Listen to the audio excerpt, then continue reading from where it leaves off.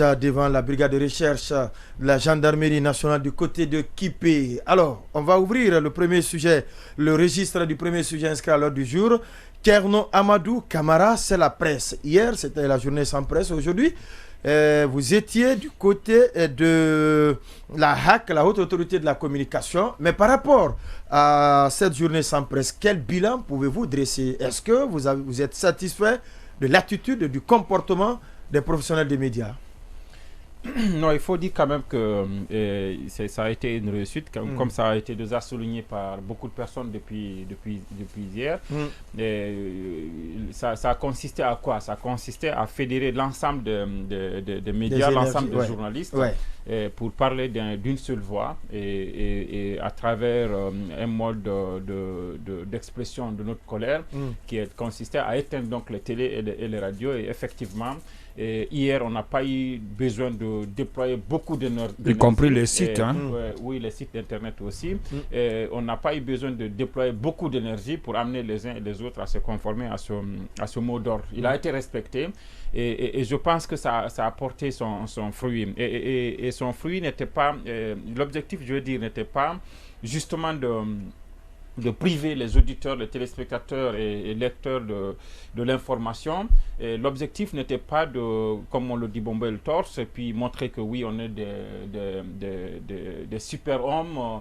Dès qu'on nous touche les cheveux, on abandonne les studios. Et ce n'est pas de dire qu'on était, comme je l'ai dit quelque part, une corporation de narcissiques qui pensent que tout tourne autour d'eux et eux, ils ne doivent pas être concernés par des actes qui peuvent parfois les frustrer ou pas. Donc ce n'était vraiment pas une démonstration de force hier, mais c'était une façon de lancer des cris d'alerte, dire attention qu'il y a la liberté de la presse qui est menacée, la liberté d'expression qui est menacée, et appeler donc à l'action, du gouvernement, appeler à l'action de la haute autorité de la communication, mais aussi des plus hautes autorités de cette transition, parce qu'on nous a dit que le CNRD, c'est l'instance qui est au-dessus de tout pendant cette transition. Donc, voilà ce à quoi ça consistait. Et ce matin, justement, le retour, c'est que effectivement, vous avez vu que même au-delà de la presse privée,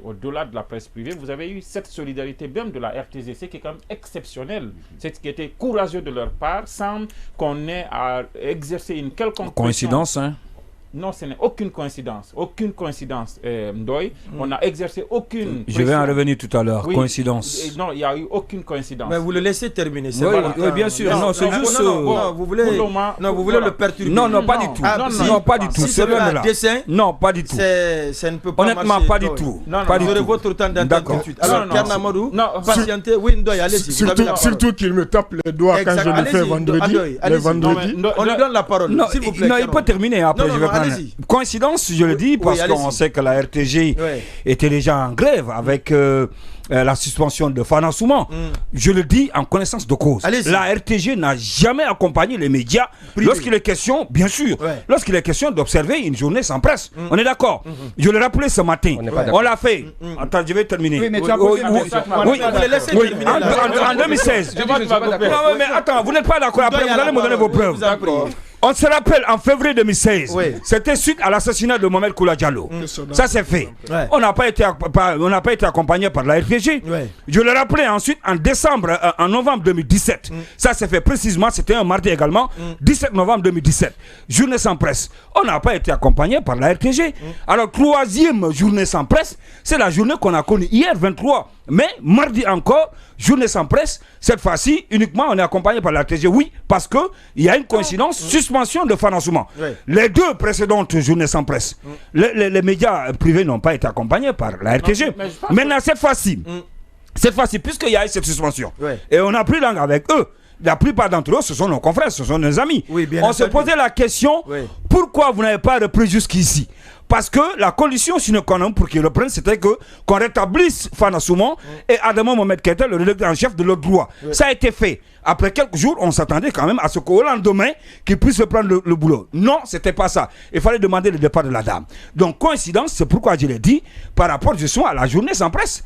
Pourquoi les deux précédentes n'ont pas accompagné, et cette fois-ci? Et la preuve en est que Autre chose, c'est quoi? C'est que la RTG, bien sûr, n'a pas été, la télévision n'était pas complètement éteinte. Il y avait un signal. Il y a la musique que jouait. Journée sans presse, c'est qu'on n'aimait pas. Mais la RTG émettait. La RTG émettait, bien sûr, avec service minimum, la musique et le journal. Et ça ne date pas de la journée qui a été observée hier. Ça date depuis que Fana Souman ait été suspendu. Alors, le moment qui était, ce sont ces précisions-là que je voulais apporter. Non, pas de précisions, mais des opinions. Non, c'est pas des opinions, c'est des précisions. Non, c'est des faits. Non, c'est des faits. Non, pas des faits. Non, si, c'est pas des faits, c'est des faits. Amplifié. Non, je n'ai pas amplifié, c'est des faits. Amplifié, Ndoye. Parce que je vous démontre que vous avez amplifié les faits. On va avancer. Voilà. Oui. Donc, c'est dommage qu'on retienne le truc sur le cas de la RTZ parce que c'était pas que ça le bilan de cette journée. Allez-y. Effectivement, on peut discuter sur l'aspect technique du fait que la RTZ se soit conformée hier à cette journée de journée sans presse. Vous savez que la suspension dont vous parlez de Fana Souman, elle a été levée quand même la veille. On peut comprendre que, par exemple, que vous nous disiez dans vos arguments, M. Ndoye, que oui, tout ce temps, la RTZ n'ayant pas travaillé, elle n'avait pas dans sa banque d'éléments, elle n'avait aucun élément à mettre dans son journal. Est-ce que vous pouvez le dire, que la RTZ n'avait pas des éléments hier pour remplir son JT de 24 heures? Ils en ont suffisamment, oui. Ils devraient éteindre la télé, si c'était accompagné, ils devraient éteindre. À un moment donné, je me suis tué. Si la RTZ n'était pas dans la dynamique de nous accompagner hier, ils auraient fait hier un JT au complet. Parce que. Bien entendu. Et ça, ils avaient suffisamment d'éléments en banque. Ils avaient suffisamment d'éléments en banque. Et ils ont continué leur service minimum malgré la levée de la suspension de Fana la veille. Ce qui a été un grand étonnement d'ailleurs hier de la part de plusieurs téléspectateurs. Exactement. Donc, c'était vraiment. Et ça, je ne le dis pas parce qu'il y a eu une coïncidence. Je le dis parce qu'eux-mêmes, ils ont dit qu'ils le font en guise de soutien à la presse privée que nous sommes. Oui. À l'intérieur, c'est vrai qu'il y a certaines radios rurales qui ne sont pas conformées. Vous savez très bien qu'au ministère de l'Information et de la Communication, la RTZ et la radio rurale, c'est deux chemins qui ne sont pas... C'est pas la même direction qui les aide. Donc, on ne peut pas nier, le fait que si par le passé, la RTZ n'a pas accompagné la presse privée, on ne peut pas nier cette fois-ci, on ne peut pas ne pas le reconnaître cela et leur tirer le chapeau. C'est quand même osé. Oui, mais ils ont dit d'ailleurs que l'impérialisme est déjà enterré. C'est quand même osé. C'est quand même osé de leur part et nous devons les encourager et nous devons d'ailleurs dire que ce n'est pas un drame en fait, que même leur autorité, le ministère de l'Information et de la Communication, devrait le comprendre parce qu'en réalité, quand ils ont aussi des problèmes, nous les soutenons. Donc, ce n'était pas ça la question qu'il avait posée. Il avait posé la question de savoir par rapport à la journée d'hier. Plusieurs téléspectateurs me font signe que le signal est coupé dans le bouquet canal. Quel est le problème? Les techniciens n'ont qu'à nous donner rapidement l'information. On me fait signe que c'est l'Internet qui bug encore. Oui, on n'est pas encore sorti, on n'est pas totalement sorti de l'auberge par rapport à cette restriction des médias. Oui, Thierno Amadou, pour terminer, on va donner la parole à quelqu'un. Donc, effectivement, aujourd'hui, on a eu une journée sans presse qui n'est que le début d'une série de manifestations, de protestes, je vais dire d'actions. Oui. Il y a une mesure qui court, mais face à autour de laquelle je sens quand même un certain relâchement. Il va falloir que les gens reprennent leur esprit rapidement. C'est quand même, on a décidé de boycotter toutes les activités de tous les organes de la transition, y compris la haute autorité de la communication, qui est aussi un organe de la transition. On a décidé aussi d'organiser une manifestation. Ça avait été suffisamment relayé avant-hier, donc les gens savent déjà la batterie de mesures que nous avons annoncées. Et aujourd'hui, une rencontre, vous avez prévu qu'on aura Ibrahim Sory Traoré tout à l'heure, avec qui j'étais au ministère. Et malgré cette rencontre, il saura le dire tout à l'heure dans des termes plus précis, malgré cette rencontre-là, la batterie de mesures qui est annoncée reste maintenue parce que cette rencontre, malheureusement, n'a pas permis de trouver la solution aux trois problèmes fondamentaux que nous avons posés.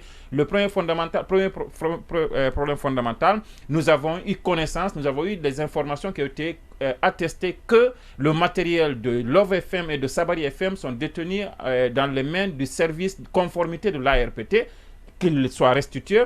La deuxième chose, c'est établi, c'est un fait. Ousmane Gawal Diallo, c'est qu'il y a une contre-vérité. C'est l'une des contre-vérités du ministre. De l'État à son niveau de responsabilité essaie de dire des choses alors que si ce n'est pas le cas, forcément, lui qui a exigé les excuses publiques de la part de Sabari, c'est lui qui doit présenter ses excuses. Mais ce n'est pas la seule. Si en tout cas cela s'avère. Mais ce n'est pas la seule contre-vérité.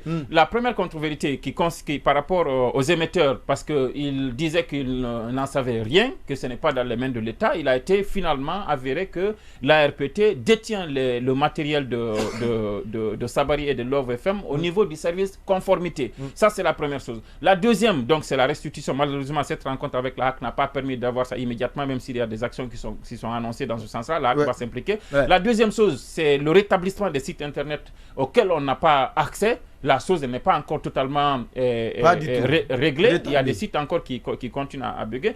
La deuxième et la troisième chose, le dernier élément, à ce niveau, le deuxième élément aussi, là aussi, il y a une contre-vérité du ministre qui a été mise à nu. C'est que vous avez vu, même hier, il y a le syndicat des travailleurs dans le secteur des télécoms qui a adressé un courrier au ministre Gawal, et dans lequel courrier, le même syndicat révèle avoir saisi les sociétés de téléphonie lesquelles sociétés ont mentionné que le problème n'est pas à leur niveau. Donc, c'est à aller voir à la GILAB et à la RPT. SOGEB et la RPT. Ces problèmes de restriction d'Internet, c'est à aller voir au niveau de ces sous-secteurs qui dépendent d'Ousmane Gawal, qui a juré de fermer des médias parce qu'il n'est pas content. La troisième chose, c'était quoi? J'ai parlé de la restitution des matériels de la restitution Internet. Mais aussi, c'est de brouiller les fréquences, notamment la fréquence de film FM. Et nous avons... Et même la nôtre, on vient de m'écrire aussi du côté de Kindia, que le réseau est perturbé. Donc, ils ne peuvent plus nous écouter comme par le passé. Il y a tous ces aspects. Malheureusement, la rencontre avec la HAC aujourd'hui n'a pas permis immédiatement, je veux dire maintenant là, à obtenir gain de cause, mais je suis sûr que Ibrahim Sori saura le dire tout à l'heure. Je suis sûr qu'avec l'implication de la HAC, elle saura vraiment porter cette voie-là au niveau par rapport à la journée d'hier. Est-ce que vous étiez satisfait, même si on a fait les frais hier sur les réseaux sociaux et même dans certaines émissions de grande écoute aujourd'hui? Qu'est-ce que vous pouvez dire par rapport à la journée d'hier? Vous savez, moi je pense que ce sont des choses... nous, on est habitués, quand je parle des Dioma principalement, ça n'est pas surprenant. Mais ce que l'on sait, c'est qu'en général, il y a deux choses, il y a deux enseignements qu'on peut tirer. Premièrement, c'est que avec ce qui vient de se passer, la presse a montré qu'elle est capable de conjuguer le même verbe, qu'elle est capable ou qu'elle est jalouse de sa liberté. Et je pense que c'est fondamental.